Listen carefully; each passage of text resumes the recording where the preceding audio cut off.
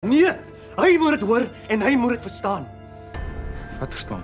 As dit vir jou was nie, sou niks van hierdie gebeur het nie. Dis jou skuld dat Lily dood is. Dis als jou skuld. Wag nou, Gary, dit was 'n ongeluk. Nee, dit was nie tannie. Hy het ons gedruk en gedruk op hy pas. Jy het ons laat voel ons is nie goed genoeg nie. Ons verneder, behalwe Lily. Los dit nou klein moet asseblief. Lily wou nie die span drappie. Haar been het begin kramp en sy was pootheid, maar sy het nog steeds nie opgegee en het verloor sy beheer oor haar fiets. Toe beland sy voor hy pakkie in. Ek is jammer, Gary, ek is so verseker. Jou jammer, gaan nie van Lily terugbring nie. Het jy op ons praat met die waarheid, Rian? Jy het vir Lily doodgemaak. Jy!